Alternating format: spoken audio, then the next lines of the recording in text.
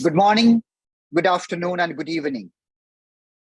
Beyond the pill, the transformative approaches to combat AMR is a joint webinar by AMR Declaration Trust and APUA. AMR Declaration Trust is a public charitable trust founded on the principles of Chennai Declaration, a landmark document and initiative to tackle the challenge of AMR in India. APUA, the Alliance for Prudent Use of Antibiotics, is one of the oldest AMR initiatives in the world. Founded in 1975. 1975, that means many of the members in the audience may not even be born. 1975 by the legendary Professor Stuart B. Levy. After his retirement, the International Society of Antimicrobial Chemotherapy, ISAC, took over the leadership and responsibility of APUA. Stuart's Levy's prophetic warning, and that was made during an era of plentiful antibiotics, and a warning about antibiotic overuse and the emergence of resistance have now come to full fruition. He co-founded and led APUA for 37 years. 37 years. It was the first organization to address antibiotic preservation and continues to provide a strong voice in the field, despite the subsequent emergence of many other organizations and groups, including Chennai Declaration and AMR Declaration Trust, addressing a topic which has now become a specialty in its own right, a specialty called antibiotic stewardship.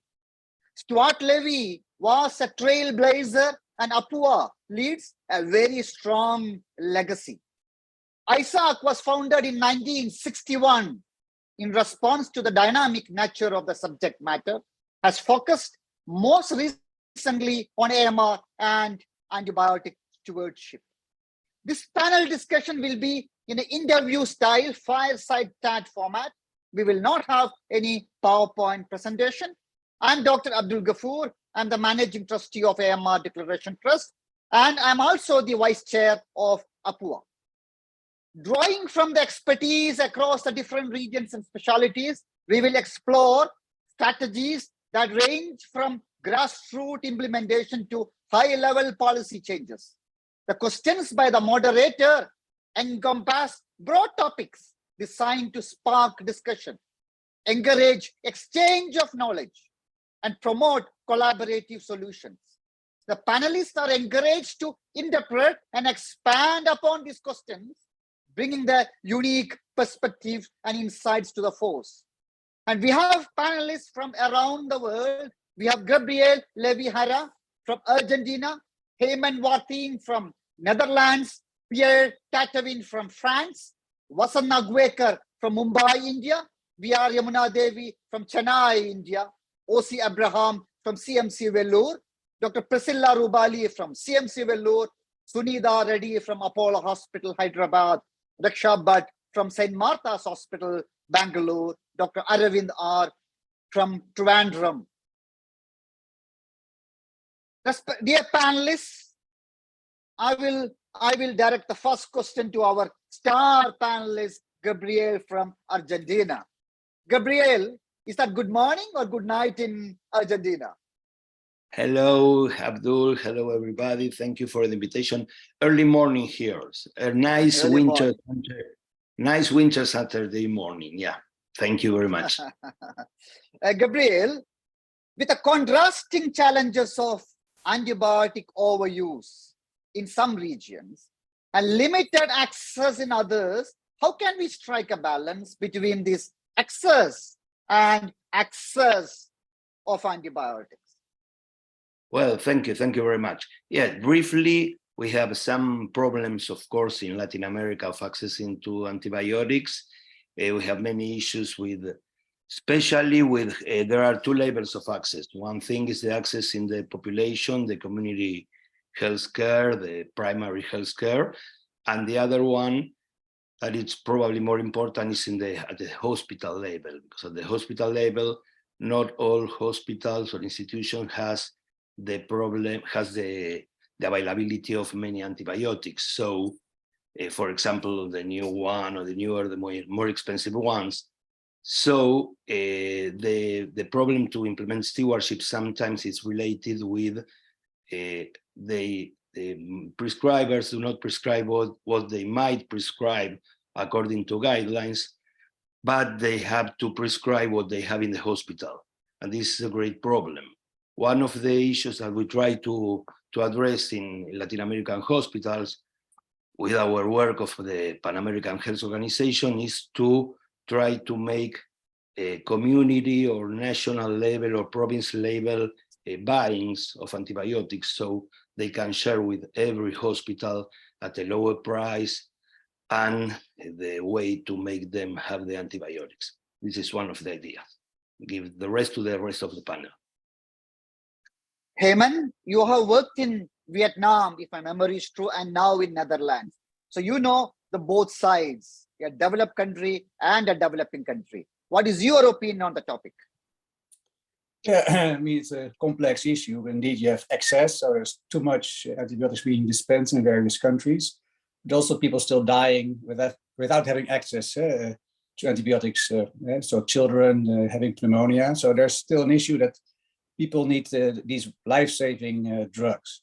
So in the Netherlands, what we see is that we have the lowest antibiotic consumption worldwide, and there's nobody dying because they're not getting an antibiotic. So it's having proper care where you need it in the community, in hospitals. I think diagnostics is a key point that you need. So diagnostics to guide when a person needs an antibiotic or not. But besides diagnostics, because in many countries there will be no diagnostics, and also in the community setting there will be very little diagnostics. But things like C-reactive protein testing can be done at the point of care. We've done a trial in Vietnam. So you can reduce antibiotic use drastically by a CRP test for non-severe respiratory infection. And everybody with already knows in Vietnam and many other countries get an antibiotic. So there are some clever things that you can do. A biomarker test like CRP, it's patent free. You can actually develop it for $50. And if people are compliant, it can work. So there are some clever things and strategies that we should do.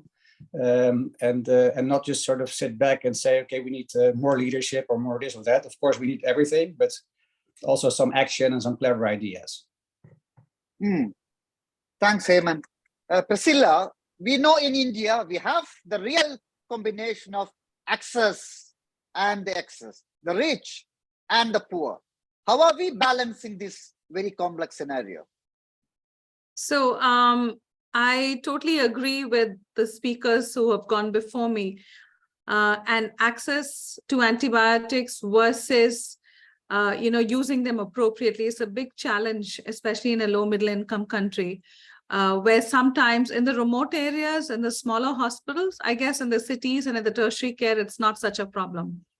But when you go beyond the cities, the two-tier cities, and you go on to smaller villages and smaller healthcare settings, that's where it actually is a problem. There is definitely a lack of access to the antibiotics, and there will always be that component where, how do we use antibiotics responsibly in that scenario when your access is actually limited? And I think the key to that is education. And that will probably make an enormous difference to, using the antibiotics that you have responsibly. Even with lack of access in some of the areas, definitely, I think, especially in India, it's easy to get antibiotics over the counter. Whether it's intravenous antibiotics like, even the carbapenems or the glycopeptides are actually available, surprisingly, in the remote corners of the country as well. It's possible that we don't have, the newer antibiotics that have come into the tertiary care centers, but definitely there is access to at least, the carbapenems or the glycopeptides. So I think education is key, and, imparting that education from tertiary care, moving it out, creating a ripple effect from the tertiary care into secondary care, which then permeates into the primary care, is probably the key to making a difference, I feel. Sunita, did Dr. Priscilla mention that we may have deficiency of doctors in many villages, but we don't have deficiency of pharmacies, and there is no lack of access to pharmacies and antibiotics over the counter? I totally agree with that, Dr. Gafoor. The other thing that we have in shortage is the diagnostic facilities. So you have a situation, particularly in the rural second tier cities and down, where your access to good diagnostic facilities is a challenge. And there is an availability of antibiotics. So because of the lack of diagnostics and the availability of antibiotics, actually, I think there's quite a lot of abuse of antibiotics that happens as well. And not abuse in the sense of the type of drug as well as the dosage in terms of the drug. So I am concerned about that problem. The access is not necessarily the access of the drug itself, the access of the knowledge to prescribe the drug in the right fashion at the right time is a challenge. So it's not the lack of access, it's the lack of proper access to antibiotic or scientific access to antibiotics. Yes. Because in India, antibiotics are available so cheap for 100 rupees. That means $1. We can buy a course of low-cost antibiotics. Dr. Vasant Nagwekar, what is your opinion about this paradox of access, special type of access and access in India? You're not audible. I said, good morning and good evening to all the panelists from Antimicrobial Resistant Trust. I think I already second with all my previous comments who have come from internationally and from our colleagues from India. There's definitely a huge gap between the diagnostics. I'm lucky to be in a tertiary care center, and I'm lucky to be in a city like Mumbai, where I'm, having all the facilities of, smaller as well as molecular tests available. So for me, it's very easy access to have a proper diagnostic. But I fully second with Dr. Sunita, where in villages or second tier cities, and even cities like Mumbai or Chennai, I would say, where you're dealing with not in a tertiary care center, the diagnostics to get to the right choice of antibiotics is a major hurdle. And I think from what we're dealing with, antimicrobial resistance is probably the rise in the resistance is because of misuse of antibiotics, of not getting the diagnostics correctly and shooting the antibiotics one after the other without understanding where the problem is. I think this gap has to be filled up, and unless we fill this gap, the resistance is going to rise, which is not only in India, I would say in a lot of parts of the world as well. Again, as Priscilla mentioned, we have got a special lack of access. Can technology overcome this particular conundrum? Can we utilize technology to overcome this lack of access, lack of scientific access? We have got the medications available. We don't have the access to the scientific usage of antibiotic. Can we use technology to overcome this, Pierre? Yeah, hello everybody, and sorry for my bad connection. I hope you hear me well. It's okay? Yes. Okay, so really I think that technology has to improve worldwide, because even if you think about what happened in the wealthy countries like North America or Western Europe or part of India probably, most of the time when we prescribe antibiotics, we are just betting that the infection is indeed related to a bacteria, and we are just trying to guess what could be the bacteria responsible for the infection. And more than 90% of antibiotics worldwide are prescribed without knowing the bacteria that we are targeting. We're just doing bet. So I think if we could have a technology that would be cheap and fast to identify the causative bacteria each time we want to prescribe antibiotics, it would be a very huge step ahead. So we need low-cost diagnostics that can revolutionize the antibiotic prescription and access. Raksha Bhatt, you are a big enthusiast of technology. How can technology help us in bridging the gap between access and access? Good evening, everyone. Greetings from Bangalore.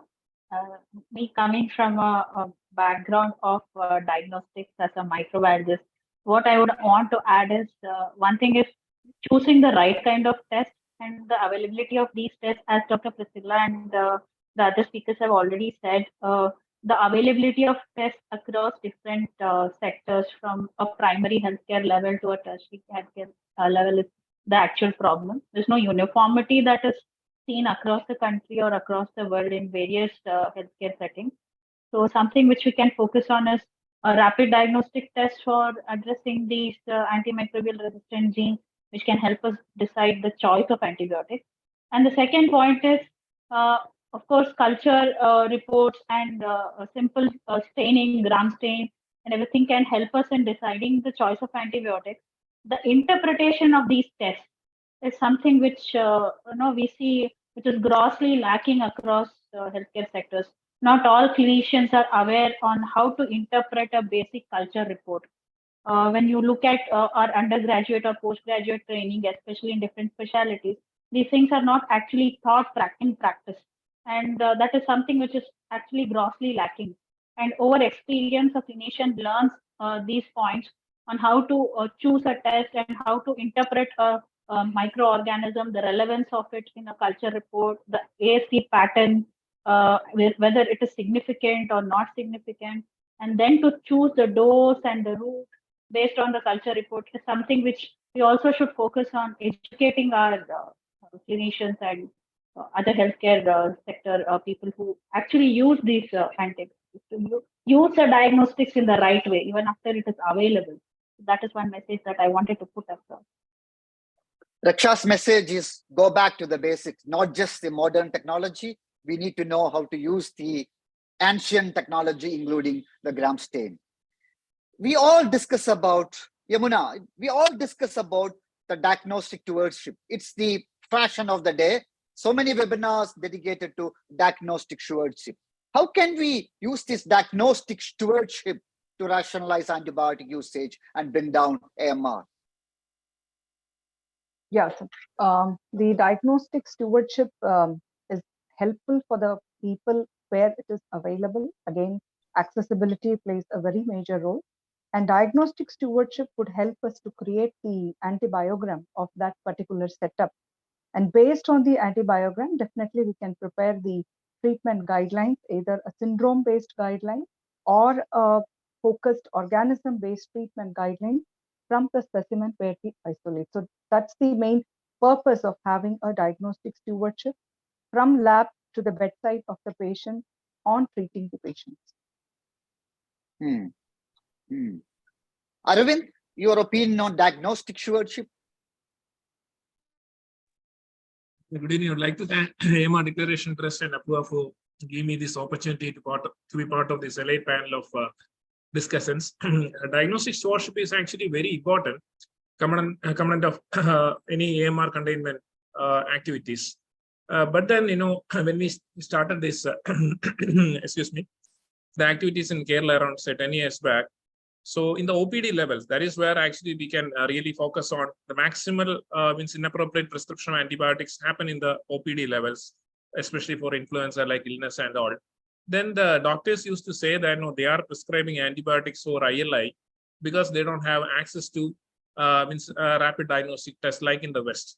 Then this COVID came. COVID was, a sort of a pathbreaker or an eye-opening experience for us. It was the first time that in India, for an ILI, we had a molecular diagnosis. So for 2 years now, we knew the diagnosis and we were treating, but still the same doctors were using antibiotics. So we really understood that diagnostic stewardship should be topped up with IEC as well. So they were using this as just as an excuse to say that they don't know the diagnosis. That is why they were using antibiotics. During COVID time, it became apparent that despite knowing the diagnosis, they were using antibiotics. So diagnostic stewardship is a very important component of antimicrobial stewardship. But then the people who are supposed to use this diagnostic stewardship, that is the doctors at the ground level, they should also be made aware of other aspects of AMR as well. Diagnostic stewardship alone is not going to work without IEs. So there is an access problem, not just in antibiotics, but diagnostics as well. In corporate setup, we have got all kinds of diagnostics, different types of molecular diagnostics, and the ground level in villages, lack of basic diagnostics. Heyman, this is diagnostic stewardship is one of your favorite topics. What's your experience from the global experience of diagnostic stewardship? Well, I mean, it has to start that you have diagnostics in the first place. And I think, yeah, the archaic sort of culture is still quite important, but you need to really think, okay, what is my context and what do I really want to achieve? So you have to know your goals first. You have to think about, okay, what are the a priori risks? So what is prevalent in our society? So for acute respiratory infections, we know there's this much resistance. What do I need to rule it out, or do I need to rule it in? So ESBL in the Netherlands is not so important, not as important as in India, where the prevalence is very high. So for us, we need to rule in ESBL to sort of decide on antibiotic, but probably in India, you need to rule it out. So your specificity of the different kinds of tests that you need will be very different in different settings. It's not like one test you can implement everywhere. You have to think as an expert in microbiology, what is clever to use in our setting. Yeah? So you really have to think about what do we want to achieve, what is cost effective, and what will have a positive impact on my patients. So you really have to think about likelihood ratios and all that kind of stuff. So there really needs some expertise to think about it. And so we've talked about cultures and about resistance and testing, and the doctor needs to think about, okay, the resistance result is this, I need to give this. But it starts first with, do I need an antibiotic in the first place? So that's what I tried to say before. So you have to think about biomarkers as well, like C-reactive protein or procalcitonin for stopping, but CRP can be used in respiratory infections to either decide to start in the first place, but only for respiratory infections. Don't think, okay, CRP works for respiratory, I can use it for urinary tract as well, because it doesn't work for that instance. So you have to also watch out for use of tests where it's not meant for. So really be quite rigid and have good quality criteria, and also have audits to really know, okay, this institution does a diagnostics according to good practice. So it's also about quality control as well, and sort of checks and balances. Over. Again, we need the balance of excess and access in manpower, antibiotics, and technology. For example, in several corporate hospitals like my hospital or Priscilla's hospital, we have got almost a dozen infectious disease doctors to do antibiotic stewardship. At the same time, there are villages or several hospitals where there are not enough doctors to do antibiotic stewardship. So we need a balance of this excess and access. How can we use rapid diagnostics for rationalizing antibiotic? How can you utilize specifically rapid diagnostics in the diagnostic stewardship? Gabriel. Yeah, perfect. Thank you very much. I'm back to the hospital-ish field because we are working much more with hospitals. It's different from the community. But for example, one clear example is in the scenario where we have many carbapenemase producing Klebsiella and other enterobacterials, that we have to make the difference between NGM and KPC, for example. The multi-route resistance is so strong that probably with a broad empirical treatment as ceftazidime, avibactam, and astronam, or colistin, or tigecycline, or fofomycin, probably you are using a very expensive and not easy to reach and to have availability of empirical treatment, and with a multiplex PCR multiplex of a film array or something like this, with a similar cost of one administration on vial, we have the potes, the will of in a couple of hours reducing that antibiotic treatment. This is very important. Hopefully many health authorities and Ministry of Health are taking part of this nice meeting, because really the importance of trying to lower the use of more expensive drugs in scenario where we have no more choices for treatment, and there's really a real pandemic in Latin America, in India, etc., etc. It's very important to keep it in mind. It's not the cost of the treatment, but the speed we can choose the appropriate treatment to make the escalation, and to avoid more and more resistance, and having no further choices in the very near future. Thank you. So rapid diagnostics can play a big role. You know, Longitude price is a 10 million pound price. and I'm one of the jury and advisory members of the prize. Over the last 10 years, we have analyzed almost 300 applications from around the world.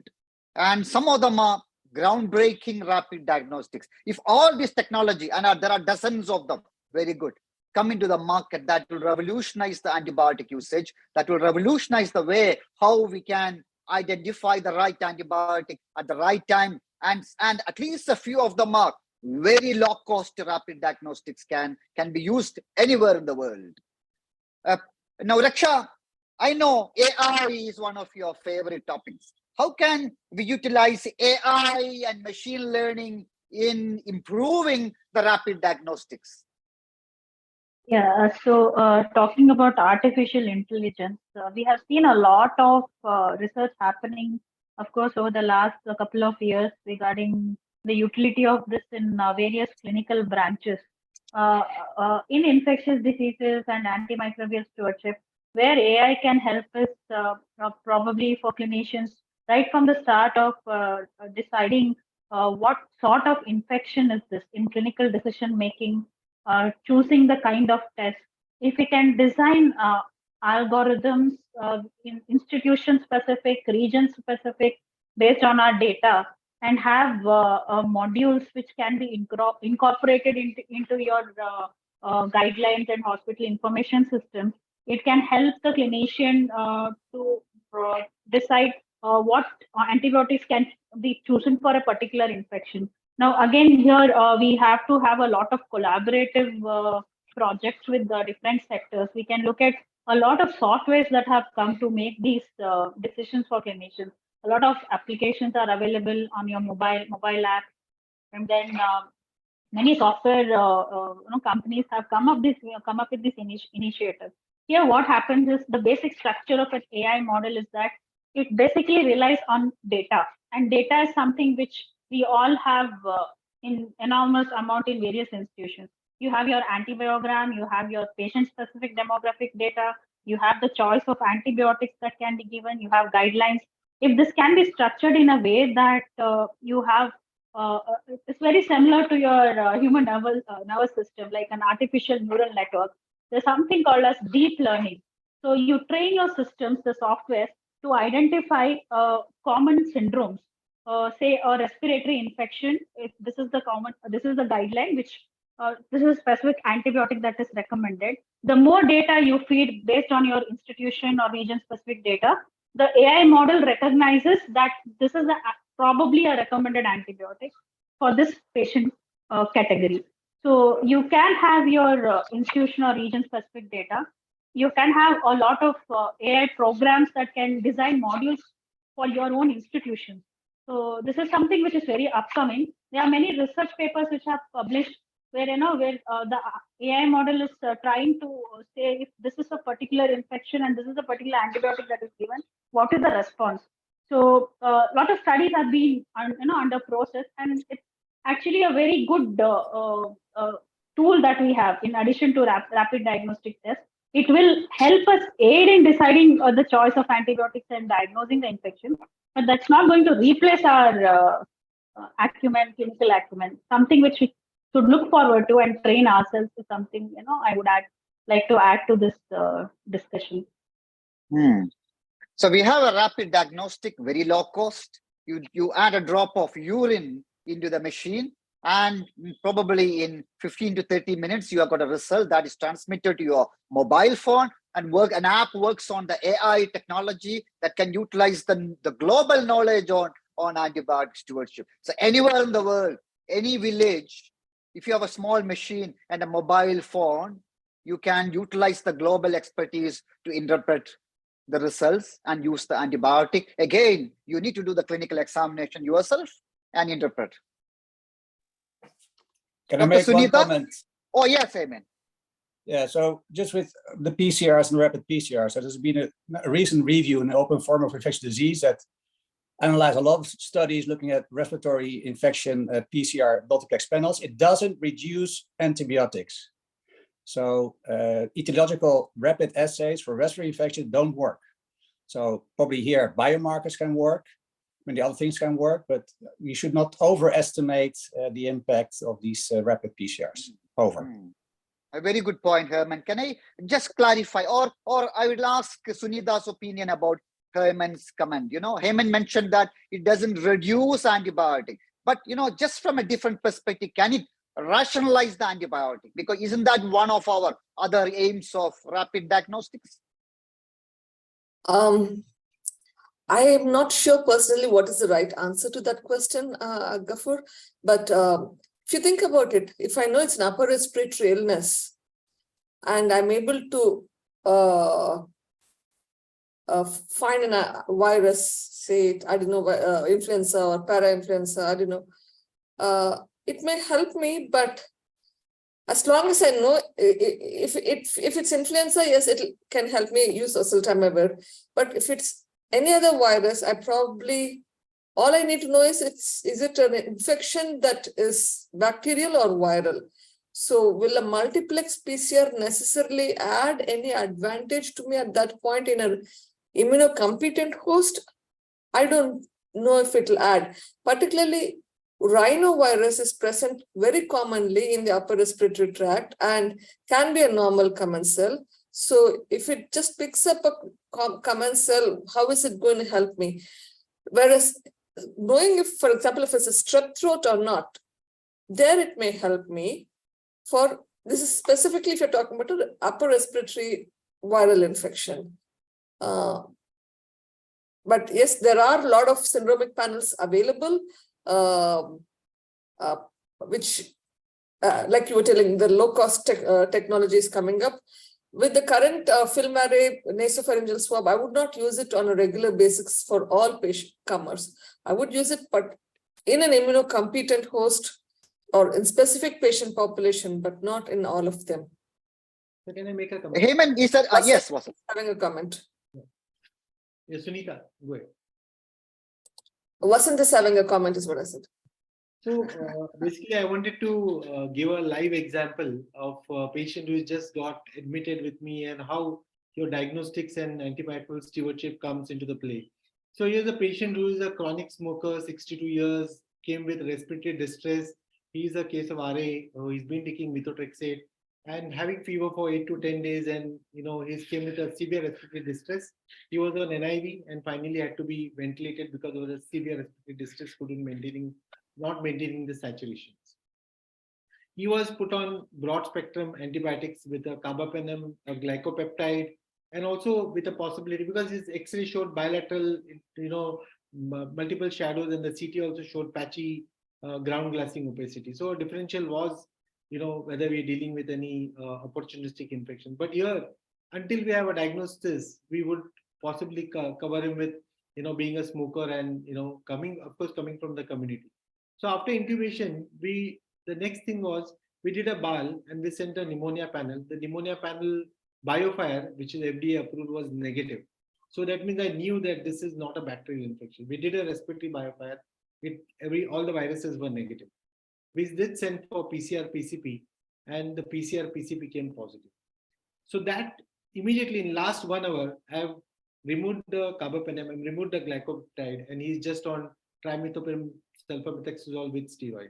So this is a very live example how you can actually not only reduce the cost of the antibiotic, otherwise this patient would have been on 10 days of all these antibiotics, which would have gone for a lakh or more than that, also inappropriately being used. So this was a good antibiotic stewardship using diagnostics, where you spend a few thousands but get the diagnosis correct. I'm lucky, as I said, to be in a tertiary care center where these molecular tests are available. These tests are costly, and the same thing I say, these tests should be available at a lower cost so that can be utilized more to get to the right, diagnostic path. Also, now since I'm having a right diagnosis, I'm going to treat him correctly, shorten the duration of the ICU stay, get him off the ventilator, and send him home early. So not only correct diagnostics plays a very good role in antimicrobial stewardship, also reduces your cost in the hospital stay, which is a very important part of, again, antimicrobial stewardship. So I wanted to speak with this patient. I just de-escalated just 1 hour back, and I thought I should put this as a right example where I've removed all the antibiotics and just is on trimethoprim sulfamethoxazole, so a single antibiotic, which is for PCP. An excellent example of rapid usage of rapid diagnostic. And as Vasan mentioned, as in India, especially in immunocompromised patient population, making the right diagnosis at the right time, it doesn't just reduce antimicrobial resistance, it reduces the cost of care significantly. For a patient with neutropenic sepsis, severe sepsis, we use a combination of antibiotic because we are potentially treating carbapenem resistant infections. And we go for combination of antibiotic. The cost of care is very high. And if you can get the right diagnosis, it can significantly reduce the cost of care. Now, coming back to Heyman, when Heyman made the statement, it doesn't reduce the usage of antibiotic. That's based on published evidence, and Heyman will have a definite reason for that. Heyman, would you please explain what was the finding of the paper? Yeah, I'm talking about the cartridges. So I'm not talking about all kinds of combination of tests. I mean, the PCP test is not in the cartridge. So I'm talking about the implementation of all these sort of commercial testing with certain choices of viruses and bacteria. That's where they did a review, a meta-analysis, and there's no evidence it will reduce antibiotic use. I don't say we shouldn't do diagnostics. It's a different thing. Of course, you should have a PCP test if in the case of an HIV patient with pneumonia and increased LDH and so on. So diagnostics are key and crucial. I'm just saying we should not overestimate the impact that particularly these respiratory PCRs have in cartridges commercialized in helping us to rationalize antibiotic use. That's what I'm saying. Yes, Heyman's point is very good. Even though these rapid diagnostic, respiratory rapid diagnostics are very useful, we should not overestimate its significance. Again, the diagnostic stewardship plays a very significant role in respiratory rapid diagnostics. Now the popular topic, I'm sure, we have been discussing about the impact of COVID, AMR, and still it's a controversial topic. People believe COVID has increased the AMR rate, and people believe in some areas AMR antibiotic usage has increased, and some areas antibiotic usage has reduced. It's a very complex topic. Gabriel, what is your experience in Argentina during the COVID time, and now what's the impact of COVID on AMR and antibiotic usage? Yeah, thank you. First, I was to answering also to Heyman, so was my rise before, and it's related with the COVID. Yeah, now I understand what is saying. Can you hear me? Yeah, it's okay, no? Yeah, can you hear me? Oh, yes. Oh, perfect. It's related with your question.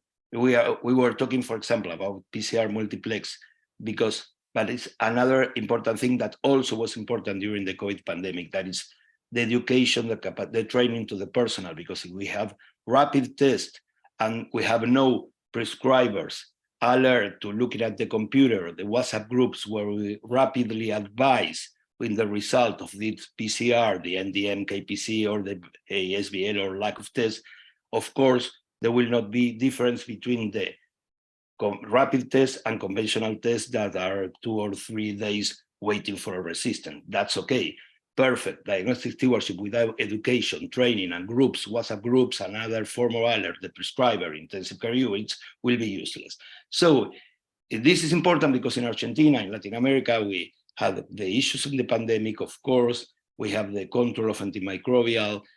The first problem in Latin America in general, we didn't have that problem in my hospital, is that all the stewardship team, the just beginning, the very germ of the stewardship teams were devoted to different tasks and not to the stewardship. Stewardship was neglected during pandemic. That was a stupid thing all over the world and in Latin America in particular. So when we try to recover with the countries that things, of course, antibiotics or antimicrobials were controlled. Of course, the resistance rise, the cost rise, the consumption rise, because of another point that was the lack of prevention and control infection. So you have a control of antibiotics, but you don't have prevention and control infection because it's less personnel, ill personnel, exhausted personnel, the overwhelming number of patients in the ICUs. Of course, people that does not don't adhere to the hand washing and the care of the central vein lines or the respiratory secretion, etc. So more infections, more antibiotics, more resistance, despite all the stewardship team work. By the way, in low and middle income countries, I don't know, I don't need to clarify this, but just in case to India or the other part of the world, stewardship teams are always 2-3 people trying to teach or to share the information as crazy people all over the hospital. And this is a problem also in these issues. Briefly, a whole view of the problem. Thank you very much. Yes, Gabriel, you made the right statement. During COVID, we neglected antimicrobial stewardship because we were saving patients, and during that process, probably we killed some patients as well. I could see Pierre raised his hands. Pierre, are you still there? Because we can't see your face, but we can see, oh, you're still there. Sorry, I thought you were disappeared, gone for coffee. That's why I didn't ask any questions to you. I'm so sorry about it. No problem. But as my connection is not good, I switch off the video when I'm not talking because it gives the connection better. So I can follow all what you're saying and the other experts are talking, and it's very fascinating talk. Thank you. Now, I had just one comment about the rapid diagnostic test. There was one that was quite good, and it helped us to reduce the use of unnecessary antibiotics in France, was the group A strep in people with pharyngitis, because it's a rapid test. And what the GP told us is that when they say to the patient coming at their consultation for pharyngitis that they don't need antibiotics, often patients were thinking they were not taken seriously. But if the doctor do the test, which will be most of the time negative, it's maybe less than 20% of pharyngitis in adults that is related to group A strep, then the patient would feel that he has been listened and he has been taken seriously. So they would accept the fact that they are not prescribed antibiotics because they saw the doctor testing what they have in the throat before deciding they won't receive antibiotics. And if I may allow one comment about AMR and COVID, I think it was really illustrative of how strong the antimicrobial stewardship was in the different countries when the COVID came. Because there are some countries, maybe like Argentina, where it was the early days of antimicrobial stewardship in many hospitals, so they could not really impact to have better use of antibiotics. But you have other countries where the consumption of antibiotics decreased a lot because they had good antimicrobial stewardship before the COVID. So the people were trained and could easily follow the rules that were not give antibiotics if patient has just COVID. And I know many countries like Canada, and it was the case in France, but less, decreased the consumption by 20-25% during 2020, because first, the people get less infection because of better infection control and also because of lockdown. And second, how to say that, the patient, they were informed that they should go to the doctor or to the hospital only if they have very severe disease. So there are many people who did not go to the doctor during that time because they thought it was not serious enough, so they were not prescribed antibiotics and they just get cured by themselves spontaneously. So thank you for the organization of this talk. Very good. Thank you, Pierre. Yamuna? Yeah, sir. Thank you. The point which I wanted to stress is, as I practice infection prevention and control, same quoting the example of COVID, actually the rapid test helped us to allocate resources for the COVID patients. The moment we come to know that person is COVID positive or COVID negative, the resource allocation was very easy, like shifting the patient to a COVID care center and keeping them in the non-COVID care center. So that by diagnostic stewardship also helps out in infection control practices, not only in the treatment stewardship. That point I just wanted to make it very strong that the stewardship at whatever level is being done Ultimately, it helps out in infection control practices also, and that's how it helped us during the COVID season.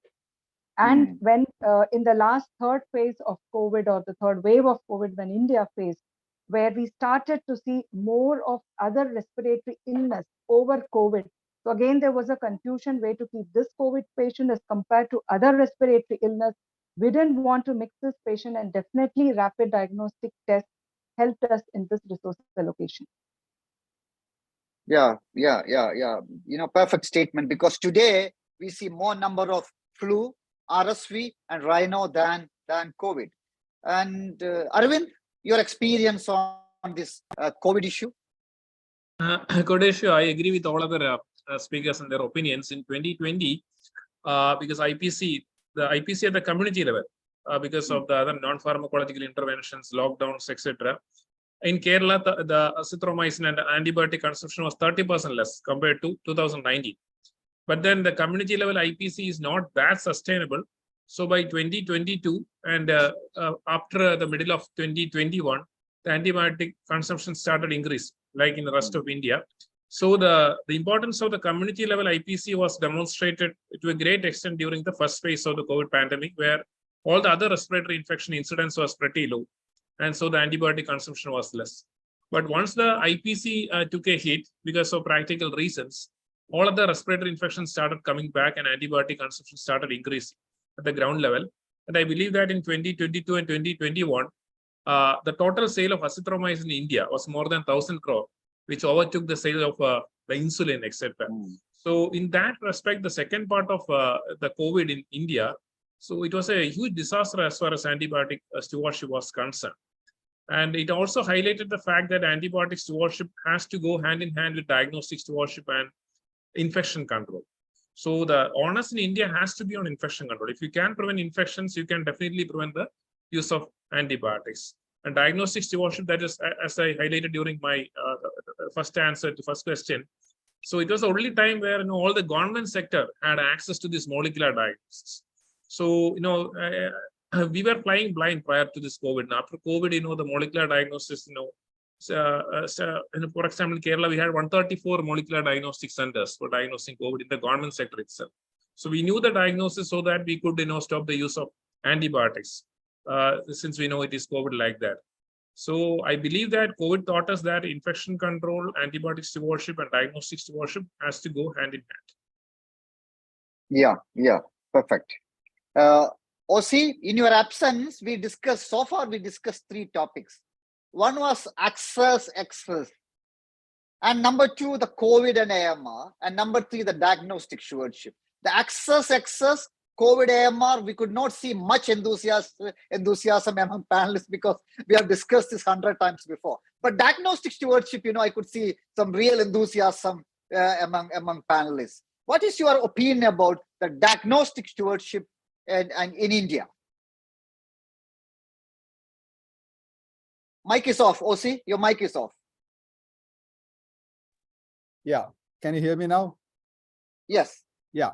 See, first is I would like to clarify the term diagnostic stewardship. I think all the speakers, what they have in mind is improving diagnostics to aid antimicrobial stewardship. Like all speakers said, appropriateness of antibiotic therapy depends on making an accurate diagnosis.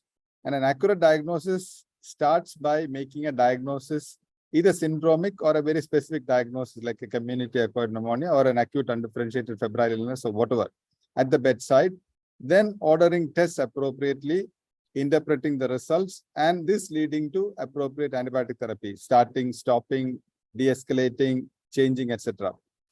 Studies have shown, 2 from Mayo Clinic, 1 from UK, primarily with blood culture reports, BCID panel, which makes both identification and antimicrobial test results rapidly available, does not lead to change or improved antibiotic therapy.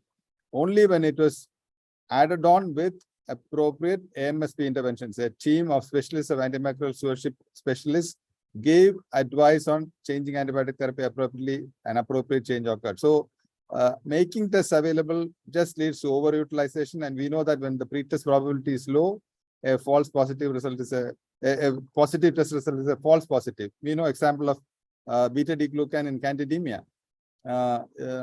Unless the pretest probability is high, it does not make a difference.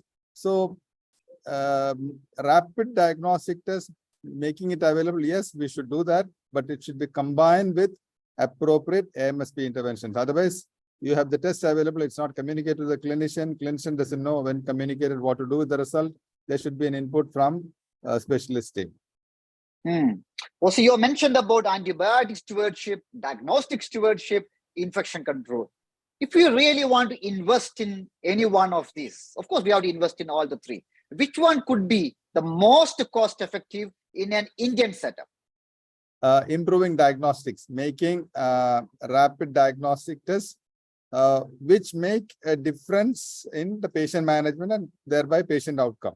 So we need better tests to improve management and make a difference in patient outcome. Like Arvind said in the beginning, even after the practitioners knew it was COVID, they still went ahead and prescribed antibiotics. There was no difference.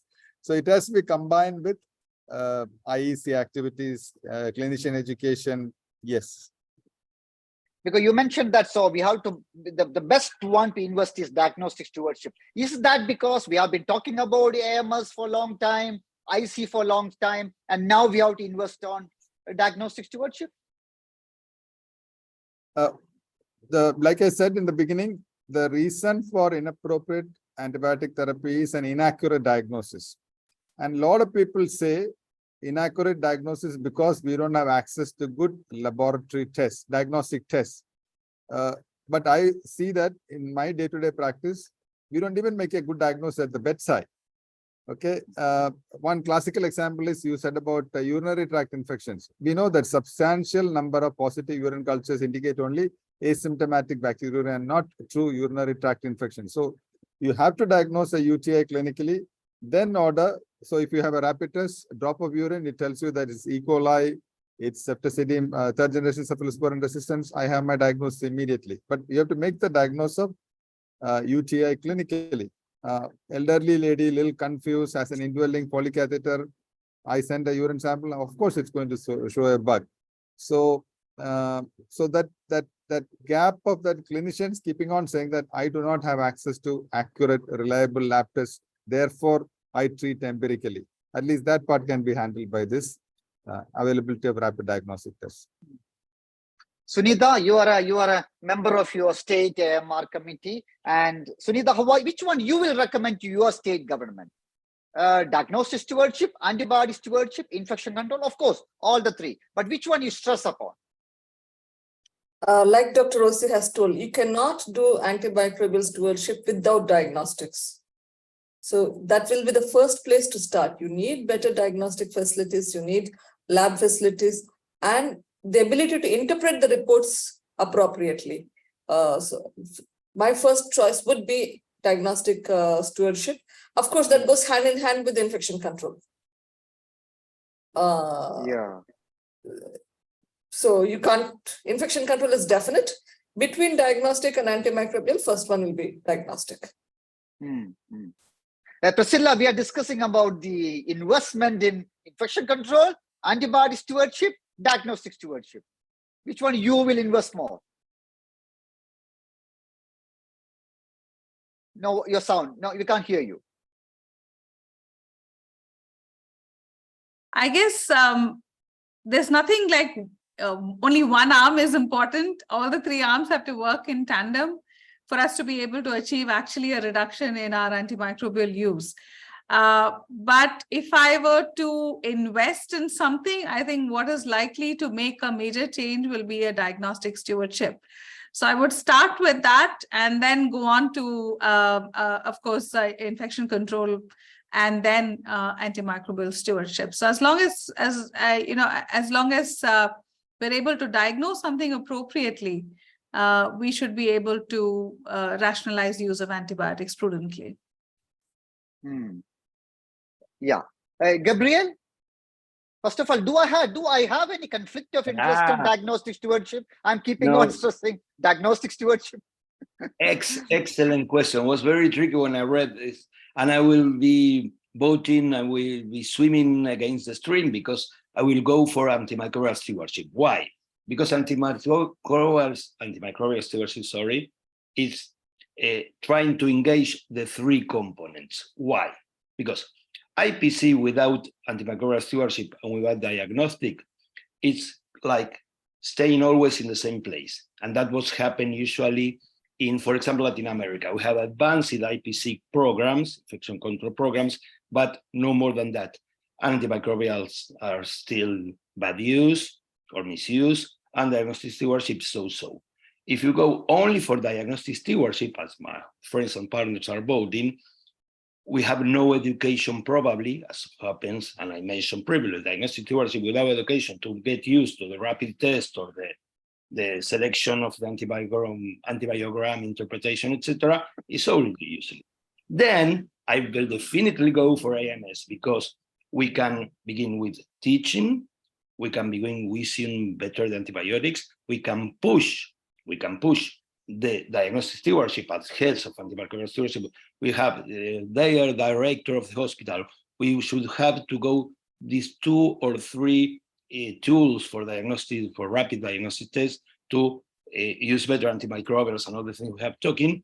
And then also in diagnostic stewardship, in antimicrobial stewardship, you are recognizing that we are lacking of diagnostic tests and we are lacking of IPC, as I told. We did the best as we can antimicrobial stewardship in the peaks of the pandemic, antimicrobial stewardship, yes, but then we realized that the leg that was lacking was the IPC, the infection control prevention. So how we can do antimicrobial stewardship with a low IPC. So are all linked. Hope you understand my vote about for stewardship, antimicrobial stewardship. Good. That's a different sort. That's an interesting viewpoint. I can see Pierre raising hands. Pierre? Yes, thank you.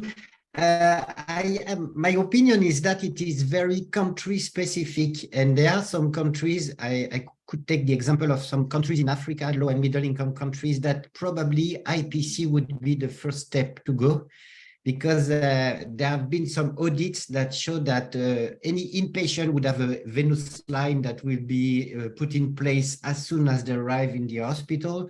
And most of them will get infected after a while because they will also sometimes have the urinary catheter as well. And probably just infection control, such as don't put lines when the patient don't need it, or don't put urinary catheter when the patient don't need it, will probably decrease a lot the use of antibiotics, because it will decrease the nosocomial infection. And that it would be maybe the first step in some places. And in countries like my country, in France, for sure, the first, I agree with Gabriel, we need to improve on antimicrobial stewardship and to put the money there at first time, because that's the place where we need the most. Very interesting perspective. This is the advantage of having experts from across the world. We got a different opinion. In low-income countries, probably we have to invest more on IPC. In high-income countries, antimicrobial stewardship. And middle-income countries like India, OC, but with the balance change? I will echo what Priscilla said. All are 3 pillars. So the 3 strong pillars, AMSP, IPC, and improving diagnostics for improving antibiotic usage, meaning all are 3 pillars. If one pillar is gone, you will fall down. So you cannot, I don't think you can make an argument that one is more important than the other. But then as the scenario is in India today, people quote that I don't have an accurate diagnosis in terms of the microbial etiology and the antibiotic susceptibility pattern. Therefore, I treat with combination of very broad spectrum antibiotic therapy. At least that excuse can be made invalid if you have access to accurate, reliable, fast tests with the rapid turnaround time. So I agree that all of the 3 are 3 important pillars, and one pillar is gone, the base is unstable. So you cannot separate, but which one will you invest in at the moment? That's the question. I will vote for improving diagnostic testing. Diagnostic stewardship. Yeah, Heyman, would you please raise that placard again? You raised 2 minutes earlier. I missed it. I saw you raising something. I go for diagnostics. So yeah, but can you show that placard again? Let the audience see that placard. We missed it. Yeah, see, I saw something. I forgot about it. I go for diagnostic stewardship. No, just for so I mean, your surveillance depends on diagnostics. So no diagnostics is like sailing a ship without a compass or driving in the dark without your lights on. I mean, you need it for both. So I think it's really the pillar. In the Netherlands, clinical microbiology is quite strong, and actually, you know, everything was sort of infection control is informed by it, and it's well developed, because also for there you need, okay, what is actually causing hospital-acquired infections? What can we do about it?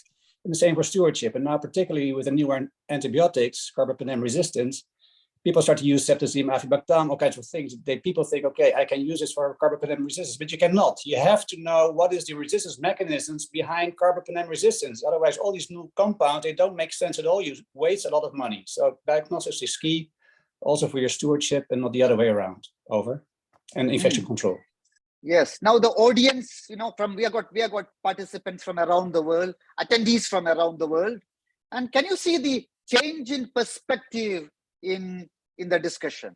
You know, we are moving more towards diagnostic stewardship. Yes, still in low-income countries, IPC ranks the most. In middle-income countries, all the three components with an additional stress on diagnostic stewardship, and in high-income countries, diagnostic stewardship. That's a nice idea that's emerging. Yamuna, what's your opinion on this? It's become a very interesting topic. My opinion is even all of us come from a place which has a very good diagnostic. We also have a backup team, you know, who talk more about the treatment guidelines to people. But many places we have seen even inside the ICU, if patient A has Acinetobacter multidrug resistant organism or carbapenem resistant, the moment patient B has a fever, the clinician's thought process is, I know this is going to be Acinetobacter. Why should I even wait for the diagnostic? I know it's Acineto. There was a breach in infection control practice, so I will start polymyxin for this patient. So I believe the roadmap is definitely towards prevention and control. Of course, diagnostic stewardship is needed in a place, but still I believe that without infection prevention and control, bringing in stewardship is not going to stand the way. You're right, because, you know, even I don't need a rapid diagnostic. The background slide, you know, your background, I'm sure is Klebsiella. I don't need a rapid diagnostic. Is that a Klebsiella? That's a Burkholderia, sir. Oh, fine. So this is what people believe. It was a Burkholderia, and I'm sure it's a Klebsiella, and entirely different. That's the problem with clinicians. You know, we know that we always believe we know, but it's not right. That's the importance of diagnostic stewardship. Raksha, your opinion. So yes, just agreeing with everybody that the three pillars that Dr. Rosie Abrahams has said: antibiotic stewardship and diagnostic stewardship and infection control stewardship. Again, it's region and institution specific. You do a root cause analysis and you identify the low-hanging fruit in your institution. More so in many institutions, the focus would be on infection control. Thanks to the COVID pandemic, what we spoke about, many of us now know what are the 7 steps of hand wash and why WHO recommends this and why are we doing it, how to do it, the steps. Everybody has some amount of clarity regarding this. And again, antimicrobial stewardship is something, you know, everybody is speaking about. There's a lot of continued learning happening. And diagnostic stewardship is something which is a domain which is not focused on that much. So agreeing with all the panelists, I think we as ID specialists and infection control specialists, diagnostic stewardship is one area where we can focus our resources on, and also see to it that whatever is taught and learned gets translated to practice. There's a lot of awareness, but then is this awareness translated to behavior changes?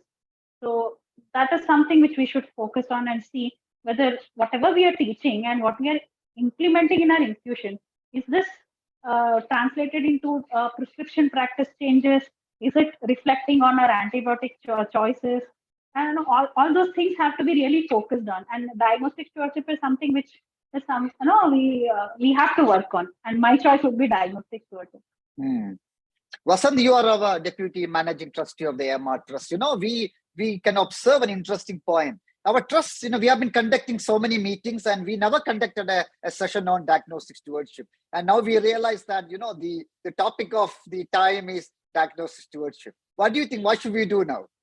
Absolutely, sir. I think diagnostic stewardship is the way to go forward because that is the lead to, antimicrobial stewardship using appropriate antibiotics, reducing the cost and reducing the hospital stay, as I given the example. I think if you have good diagnostics, good correct, and you may not use antimicrobial. Meaning, if you can diagnose as a proper viral infection, you may not use antimicrobial therapy at all. So I think the way forward is to have, diagnostic stewardship and the infection control. I think we should have our next seminar focused on these 2 points in depth. So. Thank you, Vasant. I think we have to move from this topic. Otherwise, it looks like a very, very hot topic. I will move to the next topic. That's to our, APUA ISAC members. Pierre, and would you please update us on the planned APUA ISAC guideline on directed therapy?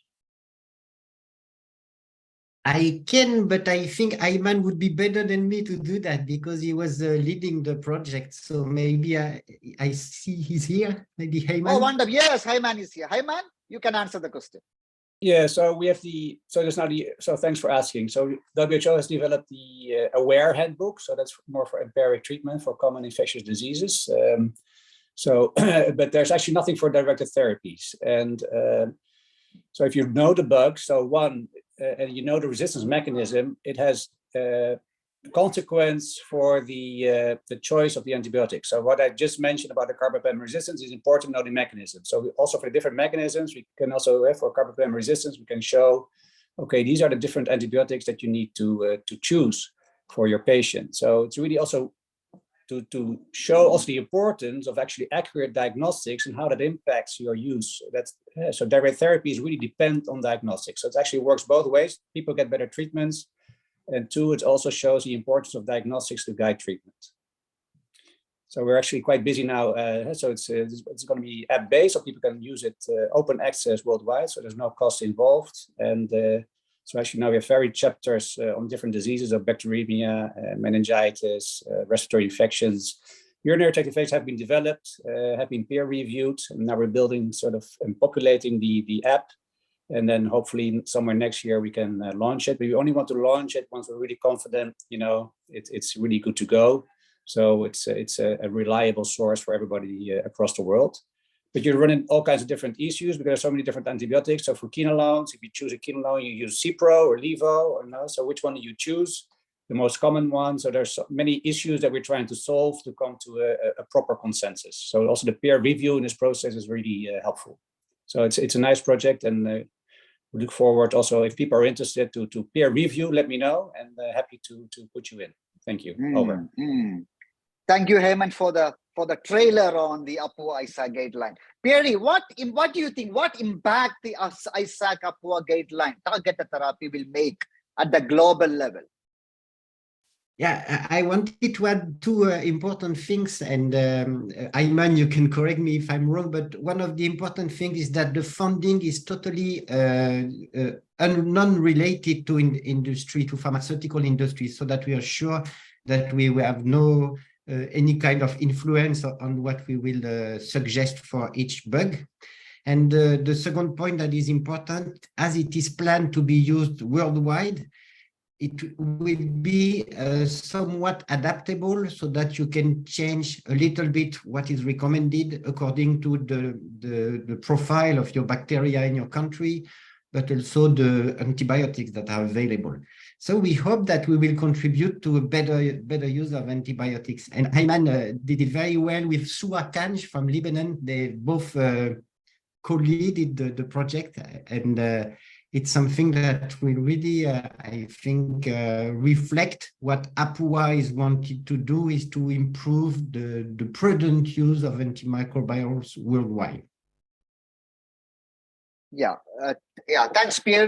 Nice to hear the Soha's name. And for the audience, even though we have 3 male members from APUA here, including me 4, we have got several leading female members in the APUA, and unfortunately, all of them were on vacation. Isn't it, Pierre? They couldn't join us. Exactly. We invited 5 and they all said they would be very interested to participate, but they all were in vacation this week. August, the problem of having a meeting in August, that's we understand. Gabriel, yeah. your opinion on our highly anticipated APUA ISAC guidelines.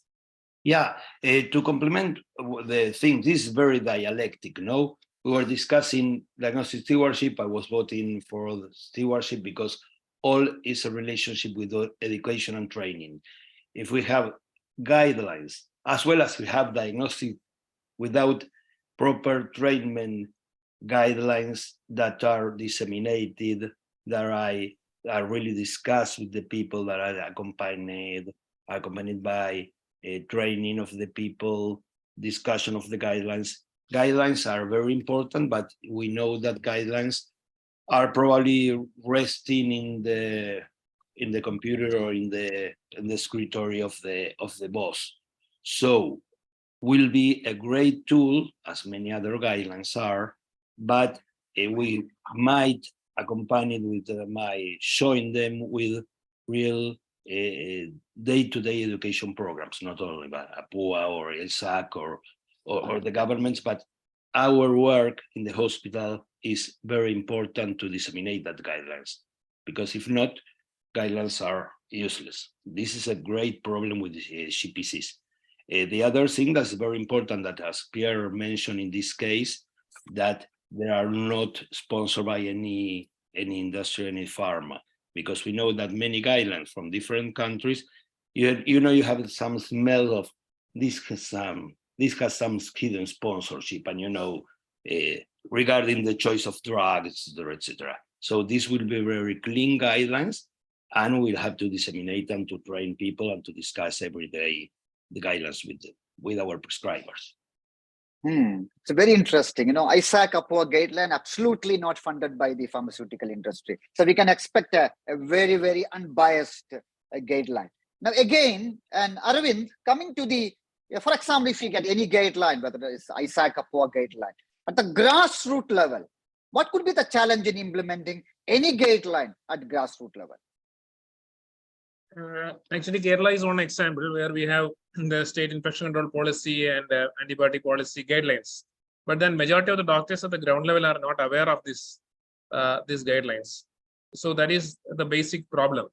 So, and that is the reason why, after say 5 years of a strategic action plan, we decided that, we need to have decentralize our AMR action plan. So we created the district level AMR committees in all the 14 districts, the block level AMR committee, so that we are actually going out to the doctors as well as to the public. So, otherwise, the majority are not really aware of the national guidelines. India has 2 national guidelines, one ICMR guidelines and CDC, and no one is aware of any of this, the guidelines. And we have the guidelines in app form as well. It's actually very difficult to engage with the current group of the residents also.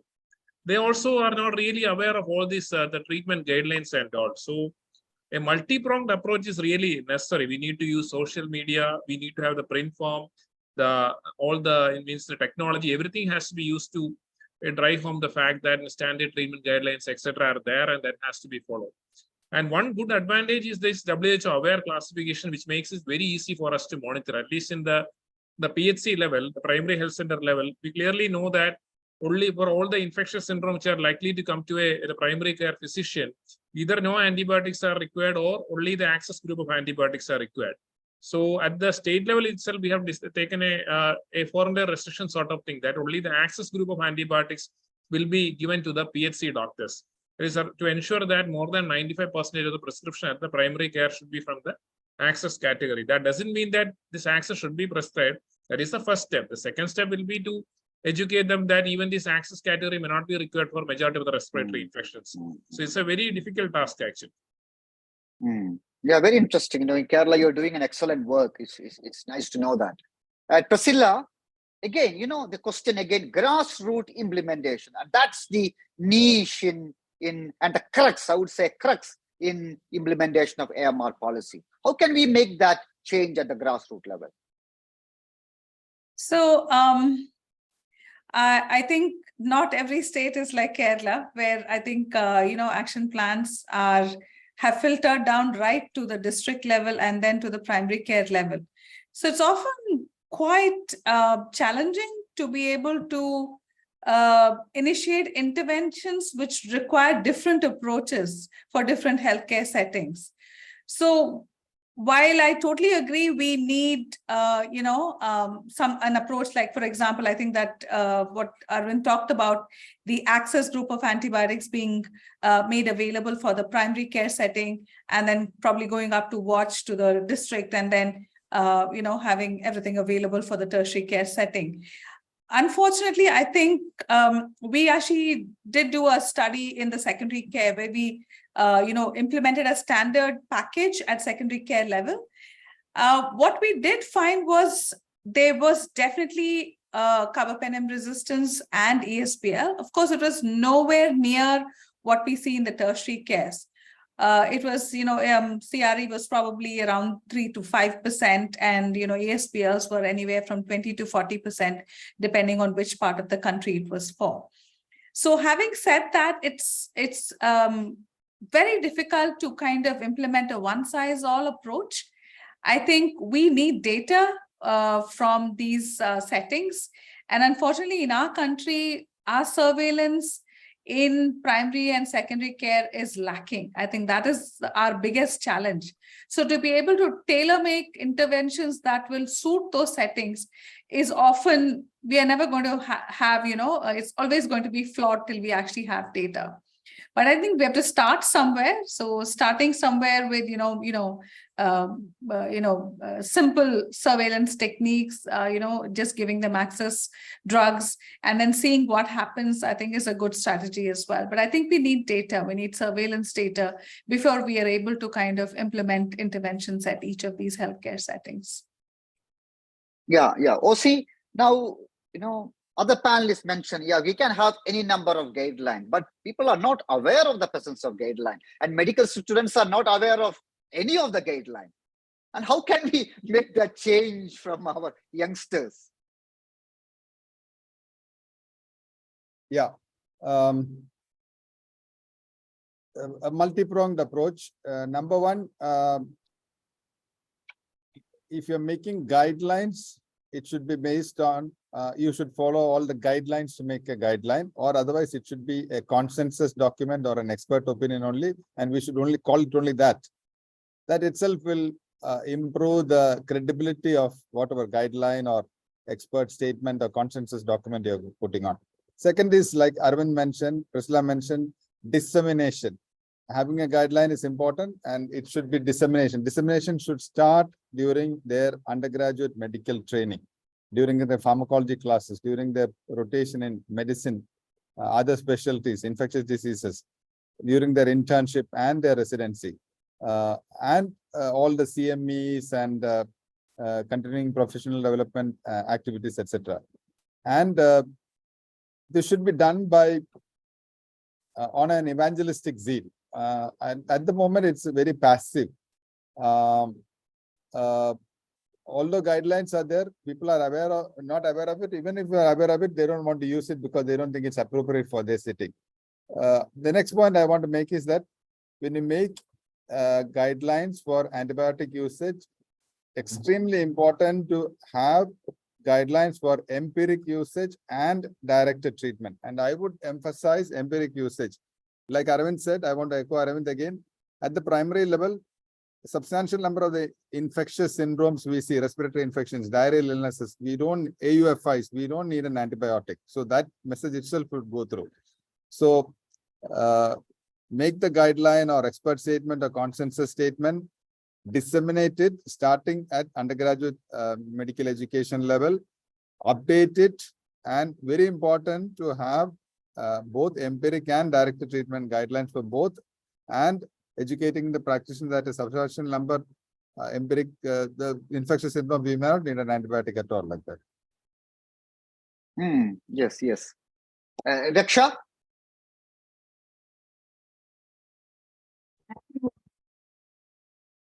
We can't hear you. Muted, you're muted. Yes.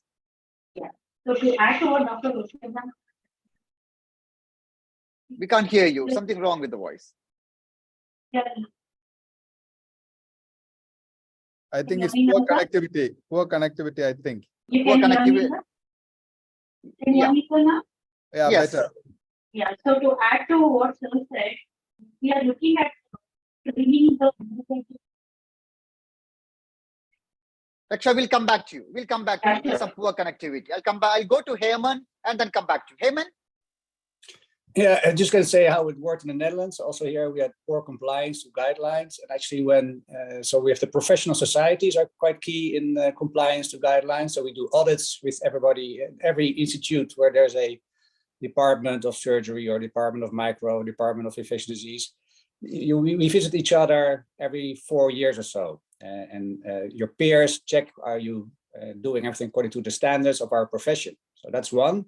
And also some key guidelines regarding infection control. Also the Dutch inspectorate, so the government checks whether you are compliant with the guidelines. So there are two ways, and if you don't, you have to show actions that you're improving, and they will visit you again in a year or so. And if it's really a severe deviation of the guideline, you have to really solve it very soon. So it's also about patient safety, and the government is quite strict in actually seeing if people are really adhering to the guidelines. So also foreign eyes looking with you from another institute or the government does help as well.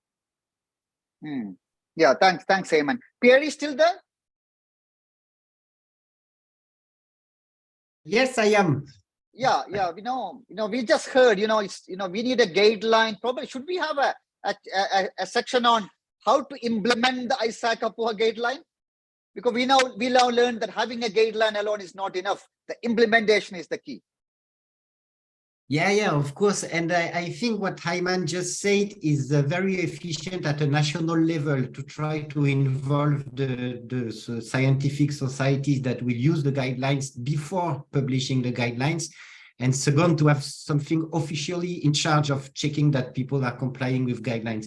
But both would not work for such a world guidelines because we cannot be checking what the people are doing. So we will try to communicate a lot through different ways to try to get the feedback from people so that they can tell us what is useful in their implementation of guidelines and what has to be improved. And we will also try to revigorate the national representative of APUA that were called chapters a few years ago. And that was a good way to have like a national board from APUA that will be able to check that the implementation of guidelines is properly done in each country. But I don't think we have other way to do that because the world is too big and we have no authority on what is done with antibiotic use worldwide. Yes, yes, world is too big and AMR is too complex. Right. Gabriel? Yeah, just a couple of things to stress. When I began and I chased the point saying that without dissemination, the guidelines are absolutely nothing, are probably for the egos of those that write the guidelines and are publishing the guidelines, but no more than that. For example, and taking with OC said, that is very interesting. For example, we have worked with the WHO in 2019. We have built a health workers education and training on antimicrobial resistance. What is a great curriculum guide of what should we learn, what should we teach, what might be included in the curriculum in pre-graduate, in the schools of medicine, pharmaceutical, etc. Obviously, I think that less than 5% of us are aware of this, and we are not applying these things. We are making tools that are further not disseminated. And that is a big problem. That's what I'm voting for stewardship, antimicrobial stewardship, and local champions to try to disseminate that guidelines. And the education might be in the daily, day-to-day basis. Education may be the incidental education, the work rounds with prescribers, the implication prescribers to read the guidelines, to discuss the guidelines patient by patient. Only distant learning curves, for example, without the day-to-day enforcement of the knowledge is really, it's not the same as working. And regarding the APUA, we were thinking in the last meeting that we miss you really, Abdul, because different issues, we missed you, that would be great to involve not only the chapters, but also, as we began with the antimicrobial stewardship working group in the ISAC, where many representatives for many countries were working with us, and that will be like multiplicating all these things, the work in the ground, the dissemination of guidelines, the education, and other things we are discussing. Just to complement what Pierre has just said. That's my opinion. Raksha? Am I audible, sir, now? Yes. Yeah. So just to add to the discussion, we are talking about education and training regarding antimicrobial stewardship. One newer concept that I have been working on as a part of my fellowship is an interprofessional approach to antimicrobial stewardship. Now, this is an educative component where we are looking at antimicrobial stewardship in a very siloed approach. What's happening is doctors know about antimicrobial stewardship with an antibiotic prescription background, diagnostics. So a staff nurse will be looking at infection control, a focus will be more on that. And probably the administrators are looking at the hospital bed turnover. So if all of you are aware of the famous fable of an elephant and 6 blind men, it's something like that. So everybody has their own interest with regards to AMSP. So when you teach in AMSP with the interprofessional approach, get everybody in a room together instead of teaching nurses separately in a classroom or doctors separately in a classroom. Give them a real life scenario. Use newer approaches of teaching like simulation or say a case-based learning, a problem-based learning. So the module of training these undergraduates has to be a little different, very similar to what is actually happening in a hospital setting. So if you actually look at the Indian scenario, very recently, AMSP was made mandatory as per the National Medical Council. AMSP curriculum has to be in the undergraduate training. And if I'm aware, even AMR Declaration Trust has published a freely available book for undergraduate students, which I think many of them are actually looking into it, and it's in a very simplified language. So we need to get down to that level and teach the students. Yes, Raksha, we learned that, our AMR Trust handbook on AMR, AMSP, and IC for undergraduate students, very, very popular. Many universities have decided to introduce it for their students. Vasant? Yeah, I think I just wanted to second both what Dr. Shah said about having antimicrobial stewardship and antimicrobial resistance to be included in the medical school right from undergraduate, and a compulsory not only for postgraduate medicine students but for every faculty, whether it's a surgery, gynec, optal. I think it's a must. Unless this subject has to be compulsorily made, only then people will understand when they come out into the clinical practice what is an AMS and what is antimicrobial resistance. And also similar to interprofessional relationship, just having an antibiotic policy rolled out in the hospital by the infection control team and the by the microbiology team does not suffice. People don't follow that. It is just like an guideline made. People will not follow that. So you have to take interprofessional. What we have been doing in earlier when I was in Global and now at HN Reliance, what I've been doing is that whenever I have to form an antibiotic policy, say for a urosepsis, I get the nephrologist, urologist in the room. I have a discussion with them, discuss with them what do they know about the resistance pattern in the community hospital, and to have a jointly discuss with them ki this is our resistance pattern or microbial is displaced, and then we discuss what would be the right choice of antibiotics. So then this is properly followed. Similarly, we have a discussion with the orthopedics and other teams also. Similarly, even for surgical site prophylaxis, we have this discussion with individual faculty, individual departments. Like only then it is followed. If you just roll out a program and tell them that you have to follow this, or this is just for the, for the JCI accreditation or ABA, that is not enough. You have to get them into confidence, take them into a part of your system. Only then it works better. That is what we have been doing it, and we are finding it to be quite useful. We need to convince all the stakeholders, not just for accreditation. It's really saving lives, and it's very important. Yamuna, Yeah, I'm there, sir. Yeah, what do you think? Vasant made a statement. How can we convince people? It's really that is something important and not just for accreditation. Yeah, sir. I would go with all the panelists. They have elaborated all the points, just putting together everything in 4 E's. It is about engaging people, educating them, then empowering them, and then enforcing them. We can't start with enforcing, so we need to engage each and every stakeholders in whichever part they are or they belong to, then educate them, then of course empower them to do that, and then enforce the practice whatever is happening. I mean, that puts all the points together which was mentioned by each and every panelist. And as Dr. Arvind mentioned, that we need to decentralize the program. We can't hold the program at one level and make sure that everyone at the grassroots level are following it. So we need to decentralize it, involve more people in the program, so that we have an appropriate surveillance system. Just by disseminating the guidelines is also not going to help us, but we need to have a consistent follow-up, which is what we call it as surveillance, whether those things are in place, whether it's been followed or not, or who is not following it, or who still has a lack of knowledge and awareness about it, is what I feel is important. That's a very good summary of the complexity of AMR. And Heyman, do you remember when we started discussions about this joint meeting, I suggested we are going to have a webinar on AMR, and Heyman answered me back, yeah, but which aspect of AMR? I replied back again, the AMR.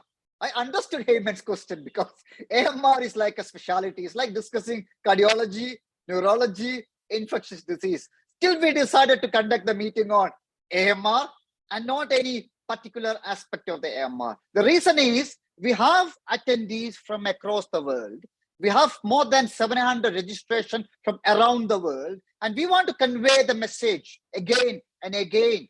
How complex AMR is, how intricately linked various components of the AMR is, and how AMR, though a complex challenge, how the various components differ in different parts of the world. Gabriel, how complex AMR is, and how can we reduce the complexity? You would unmute. Before one thing, can I share these things, what I wanted to show, just because we have many. Let me know if you are looking. Can you see this? Yes. Well, this is the guideline that we work with Dr. Onyema and the team in WHO, where all the things we might teach or might include in our preschool, in our schools of pregraduate fields for different medicines, pharmacies, nutritional, nurses are here. So as you said, that many people is probably here looking at this, or will look at the record later, will be interesting to take a look at this, so we can share the things we were doing, and probably we can begin to discuss how to learn, how to teach in the earlier stage. So thanks for this. Now, to be simple, again, the question was, which are the difference, the grounds of antimicrobial resistance? Can you make another question, because I was thinking in that, Abdul, again, the question. How complex the AMR is across the world? It's very complex. Was a short answer. It's very complex. We have, as you said, these different issues in different countries. In many countries now in Latin America, the great problem are the growing of carbapenemase resistance over different enzymes, different mechanisms of resistance. So we cannot face them all together. this is related to the lack of stewardship, the lack of diagnostic, the lack of IPC measures. And in the community, we also have the problem, but the problem in the community is more related again with education, with the OTC counter, sales of medicines, different access. But I think again that, I'm sorry that I insist with the training and education, this is a matter of education. Probably in the question you said, for the next time we can think that because education and training is across all the things we are discussing, when you made us vote, that was really interesting discussion between where the governments needs to put the money in IPC, in IMS, or in stewardship. I would vote also education, because education, legislation, fiscalization, because the over-the-counter sales in community, in primary care, is also related with education and with the lack of the decisions of the governments to really address that point and to really avoid the sales. So I try to put it all together. I don't know if it's clear. Thank you. Heyman? Yeah, thanks. So it is complex, but let's not get lost in the complexity and just set very clear targets. So prioritize and set a target. We want to reduce DDD in this antibiotic, and then have clever people come together and think about how are we going to achieve it, rather than sort of sometimes I have the feeling we're being stuck. Oh, it's too complex, and it sort of leads to inaction. Just also start and keep on learning and keep on setting the targets to the next level. Good, Heyman. Let's demystify the complexity. Let's not lost in the forest. Pierre? Yeah, I was about to say almost the same. The problem is complex, but the solution is not so difficult. And it has been proven in many ways, in many places in the world, that if you improve the proper use of antibiotics and infection control, within a short time, you will see a decrease in AMR. So it's just to say the same as Heyman is, problem is complex, but solution is not so difficult to identify. Yeah, it's nice to hear, a positive attitude towards AMR, the solution of AMR. And now let's discuss about a very complex aspect of AMR, and that is the AMR problem in agriculture and environment, the veterinary antibiotic usage, the agricultural antibiotic usage. Sunita, now consider the complexity. Should we think about how this particular aspect is different in various countries, how this issue is different in developed world and the developing world? This is a very complicated topic, like how you mentioned. Antibiotics are used as growth promoters in multiple all over the world, for that matter. The kind of antibiotics that are used are probably slightly different. For example, if you talk about antifungals, we see voriconazole resistant aspergillus more in Europe as compared to other places. That's just an example. So the kind of antimicrobials used, I would say antimicrobials here, when you're talking about agriculture use, is different in various parts of the world. But the bottom line is in almost unanimously antibiotics are used. Now there is some trend in some small pockets where the organic farming is coming up which will help, but that's very, very tiny percentage of agriculture. For the most part, antibiotics are abused both in agriculture as well as animal husbandry, both. In India, I think thanks to some of the initiatives of the Chennai Declaration and thereafter, we have, of course, banned colistin from agriculture use. But I think we have a long way to go in terms of decreasing the antimicrobial usage there.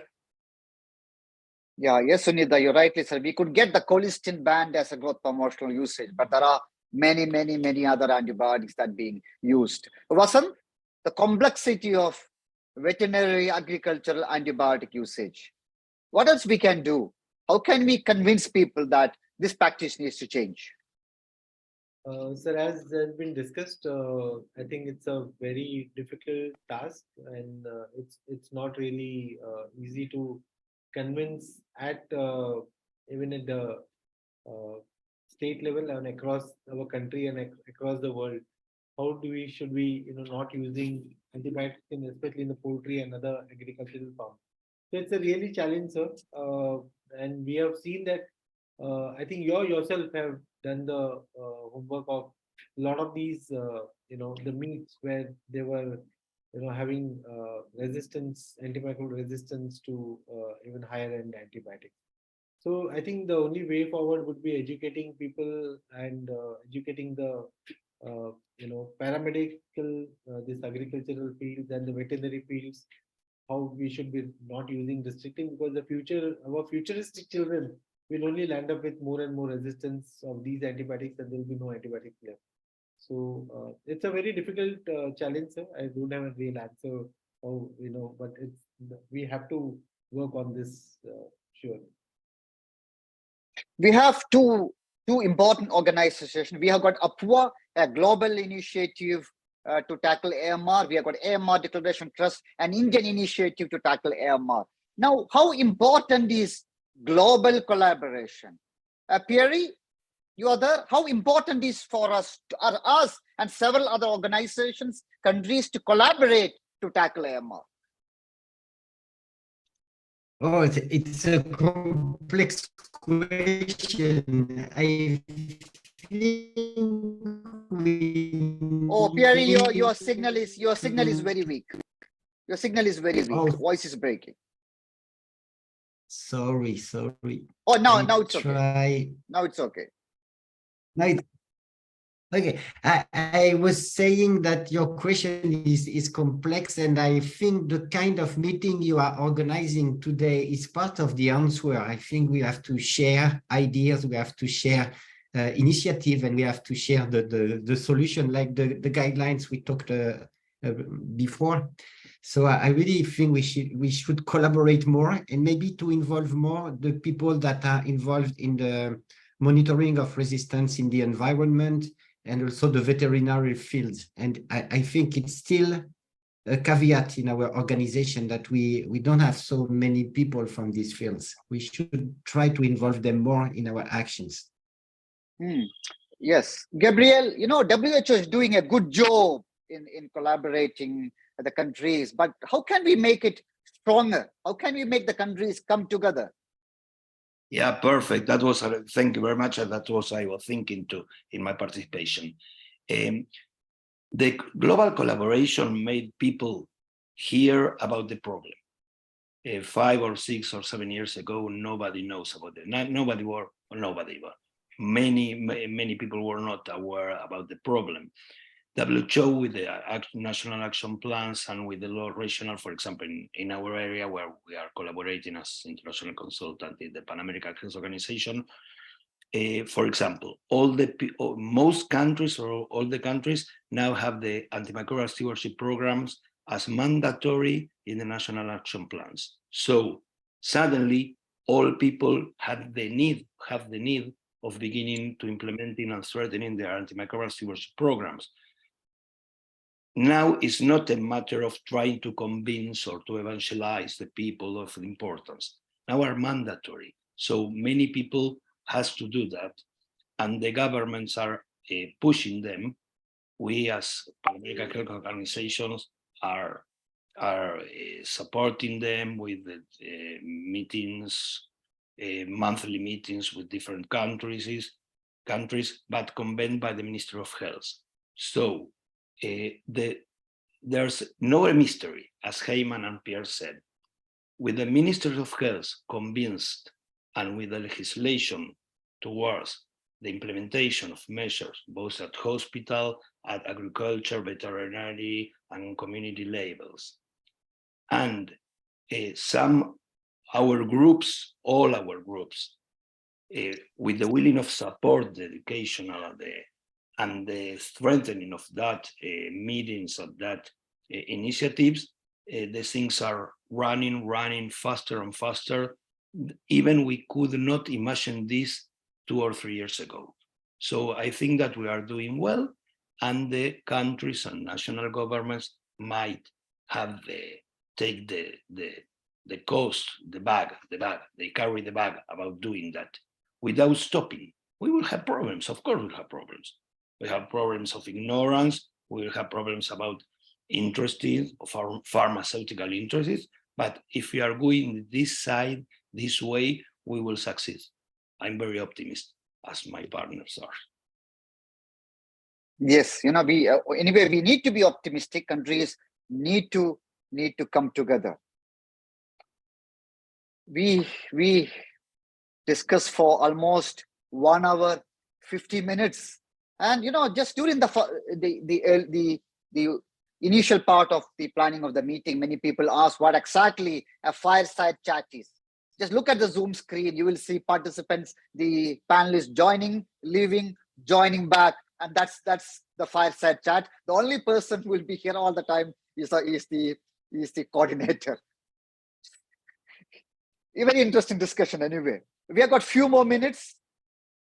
The future of antibiotics. We can't have an AMR meeting without the discussion on future of antibiotic. And ever for last 2 decades, we have been discussing about future of antibiotic. How can we have new antibiotics? We have a lot of new antibiotics, over the last few years. But still, we do treat infections where even a single antibiotic is not working. In my practice, I do come across patients with not even a single antibiotic is working. In fact, last month, AMR Declaration Trust brought out a book called as No Option, where 17 doctors explained in very simple terms how, on a typical examples for public to read, what exactly no option scenario is, what exactly doctors mean by no treatment option scenario is. It's very scary. But still, later, the next 17 chapters from scientists from across the world explain what they are planning, what they are doing to solve the AMR crisis, the new antibiotics, new diagnostics, new vaccines, new other technologies. So what is the future of antibiotics, other technology, and what's the future of the world in the presence of antimicrobial resistance? Priscilla? I was hoping you wouldn't ask me that. There is this caricature, I think all of us have seen it. Over the years, you start in the early 1900s, here, take this route, and then the antibiotics come in. And I think we're heading soon towards the scenario where finally we'll have no antibiotics and we'll say, oh, here, take this route.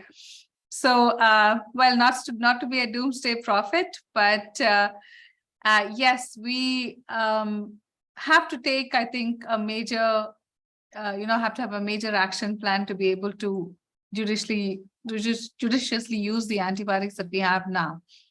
Having said that, yes, I think we are heading into an era, if you're not careful, where we will indeed have patients who we will not be able to treat. And that, I think, is that is going to be a tragedy for all of us.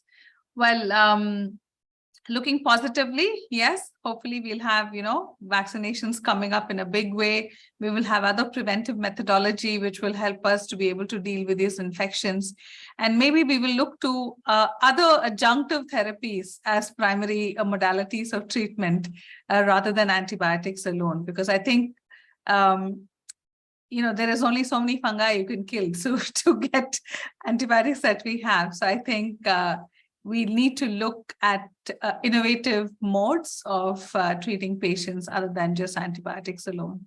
I believe we need to modulate the host as well. I think that's a thing that we have not explored, and that needs to be looked into further. So we need innovation. We need innovation. Yes, Vasant, innovation in AMR. I think I think every country or every region have to have their own specific, and the government, and I think everybody has to pitch into what is the need of their country as of now. Because I think for us, I think our problem is more of gram negatives, and we are hardly having any antibiotics, and we are losing on the last battle of the polymyxins also.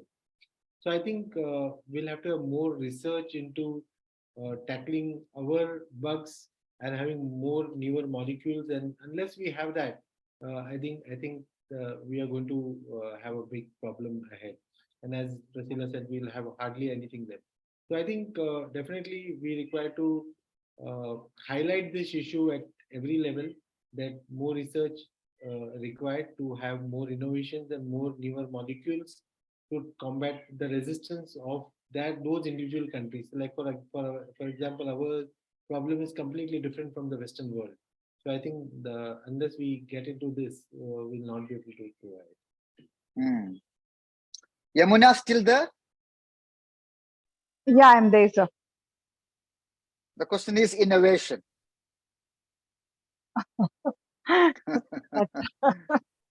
That's a very tough question on innovation and prevention of antimicrobial resistance. I don't know, hope for better and new drugs and prevent the spread of antimicrobial resistance. So at least the treatment burden of multiple patients comes down, and we are left off with few patients to treat, rather than treating the whole lot of patients who will get an antimicrobial resistance.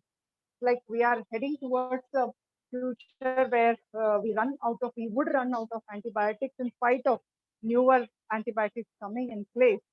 So we need to start working on the prevention and control aspect, and also judiciously using the antibiotics.